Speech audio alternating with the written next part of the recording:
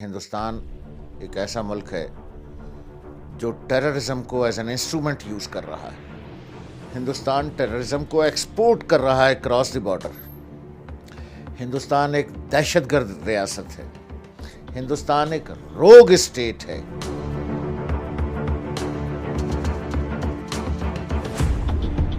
ناظرین، میں ہوں ارشاد احمد کلیمی اور آپ دیکھ رہے ہیں پاکستان ڈیفنس۔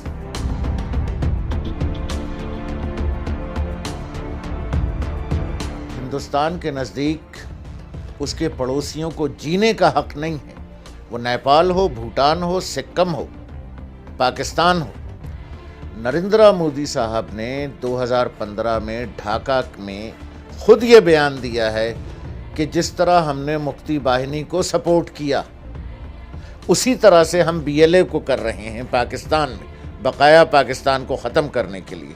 اور میں جیون میں پہلی بار گاؤں چھوڑ کر کے دلی میں بھارتیہ جن سنگھ کے دوارا بنگلہ دیش کی مانیتا کے لیے جو ستیاگرہ چل رہا تھا، اس ستیاگرہی بننے کا مجھے سوبھاگیہ ملا۔ ہندو اور برہمن ہمیں جانتا ہے، ہم اسے جانتے ہیں، لیکن جاننے کی نوعیت میں فرق ہے۔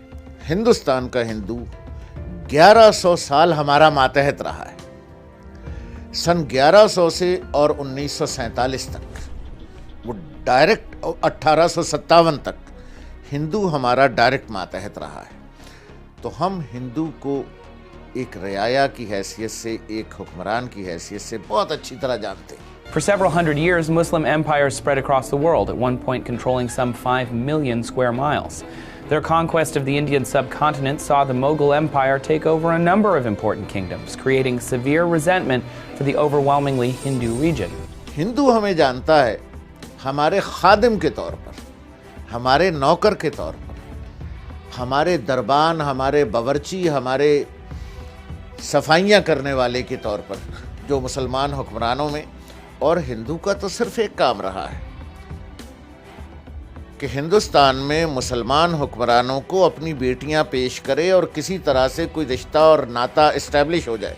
مغل اعظم اکبر کی بیوی جودھا بائی ہو، رانا چندر سنگھ کی، یا ایک فہرست ہے ہندو عورتوں کی جو ان ہندو راجوں اور مہاراجوں اور رجواڑوں نے فخریہ پیشکش کے طور پر ہمارے مسلمان حکمرانوں کو پیش کی۔ تو ہم انہیں بہت اچھی طرح سے جانتے ہیں۔ یہ ہمیں جانتے ہیں خادم کی حیثیت سے۔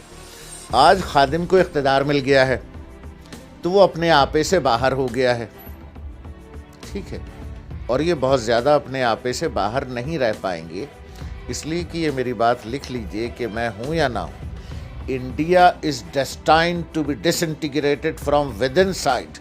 انڈیا اپنے اندر سے ٹوٹے گا، اپنے بوجھ سے ٹوٹے گا، اپنے مذہب کی وجہ سے ٹوٹے گا۔